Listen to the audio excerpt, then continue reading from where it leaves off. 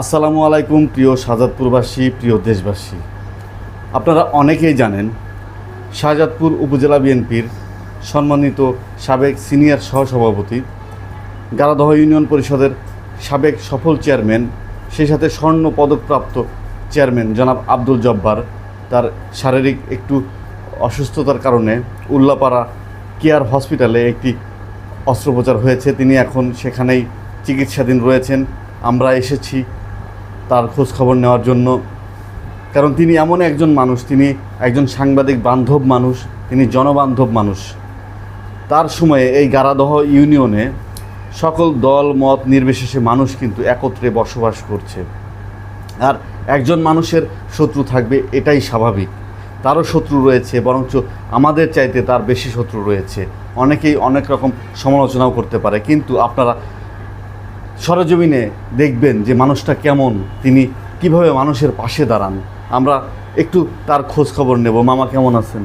আলহামদুলিল্লাহ, ভালো আছি। মামা, অনেকেই আসলে আপনার এই অসুস্থতার বিষয়টা নিয়ে দুশ্চিন্তায় রয়েছে, আমরাও দুশ্চিন্তায় ছিলাম, সেজন্য এই উল্লাপাড়াতে এসে আপনার একটু খোঁজ খবর নেওয়ার চেষ্টা করছি। আপনি যদি শাহজাদপুরবাসী এবং দেশবাসীর উদ্দেশ্যে দুটি কথা বলেন। বিসমিল্লাহির রহমানির রহিম। প্রিয় আমার নিজ এলাকার শাহজাদপুরবাসী এবং দেশ এবং দেশের বাইরে আমার যারা শুভাকাঙ্ক্ষী বন্ধুবান্ধব আপনজন আছেন, সবাইকে আমি সালাম জানাচ্ছি, আসসালামু আলাইকুম।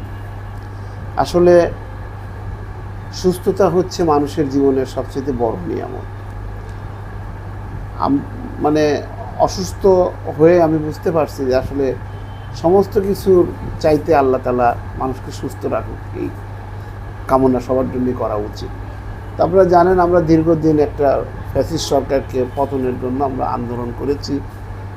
4 বার আমি কারাবরণ করেছি, গণতন্ত্র উদ্ধারের জন্য, বাক স্বাধীনতা ফিরিয়ে আনার জন্য। বিভিন্ন সময় জেলখানা, বিভিন্ন সময় পালিয়ে থাকার কারণে বিভিন্ন রোগে আক্রান্ত হয়েছিলাম। তো আমি যে অপারেশনটা করিয়েছি এটা হলো পাইলস এবং ফিস্টুলা। এই দুটো অপারেশন আমি গত শুক্রবার রাত 10টায় এই কেয়ার হসপিটালে ডাক্তার গোলাম মুর্তজা সাহেবের নেতৃত্বে, উনি ছিলেন, আর অ্যানেস্থেসিয়ার একজন ডাক্তার ছিলেন রাজশাহী মেডিকেল কলেজের, পাশাপাশি প্রদীপ মালাকার আমার ভাতিজা, আমার গ্রামের, সেও ছিলেন। তো এখন আমরা রাজনীতি করতে যা এই যে অসুখগুলো জন্মেছিল, জেলখানা বারবার গেছি, খাবার দেওয়ার সমস্যা, এটা আমার 7-8 মাস আগেই ধরা পড়ছে। জাতীয় নির্বাচনের কারণে আমি চিকিৎসা করতে পারি নাই। জাতীয় নির্বাচনের পরপরে রোজা আসলো, আমরা ধর্মভীরু মুসলমান, রোজার কারণে আমি সার্জারি করাতে পারি নাই। এখন রোজা শেষ হয়ে গেছে, ঈদ শেষ হয়ে গেছে, এখন আমি গত শুক্রবারে আমি সার্জারি করেছি। তো আমি সকল দেশবাসীর কাছে, সবার কাছে আমি দোয়া চাচ্ছি যে আল্লাহ যেন আমাকে পরিপূর্ণ সুস্থতা দান করেন, কেননা এখন বয়স হয়ে যাচ্ছে, সামনে বায়োপসি টেস্টের জন্য দেওয়া হয়েছে, সবার কাছে দোয়া চাচ্ছি। আর এখন সুস্থ থাকতে মন চায়, এই জন্য মন চায়, দীর্ঘ 17 বছর আমরা যে নির্বাসনে ছিলাম, মানুষজনের কাছে আসলে কিছু কাজ করব। এই কাজটা 5 তারিখের পর থেকে একটা যুদ্ধ আমরা পার করলাম। 12 তারিখের পর থেকে এখন আমি যেহেতু একটা জনপ্রতিনিধি ছিলাম, সামনে আমার দল যদি মনে করে এর চাইতে হয়তো যদি বেটার জায়গা আমাকে মনে করে, তাহলে আমি নির্বাচন করব ইনশাল্লাহ, সবার সহযোগিতা নিয়ে। সাংবাদিক বন্ধুরা আছে, সুধী সমাজ আছে, দলীয় নেতৃবৃন্দ আছে, সাধারণ মানুষ আছে, সবার নিয়ে। আর যদি দল মনে করে যে না, যে অবস্থায় আছে সে অবস্থায়, তারপরে তো আমি একটা নির্বাচন করব। তো আমি সবার কাছে দোয়া চাচ্ছি সুস্থ হয়ে। এই সামনের স্থানীয় সরকার নির্বাচন হয়ে গেলে অনেকগুলো পরিকল্পনা আছে আমার মধ্যে, সাংবাদিকদের নিয়ে, সুশীল সমাজের লোক, যে সমাজে ভালো ভালো কাজ করার জন্য। তো আমি যে অবস্থানে আছি, এই অবস্থান থেকে আমি বাকি জীবনটা আমি মানুষের কল্যাণে ভালো কাজ করতে চাই।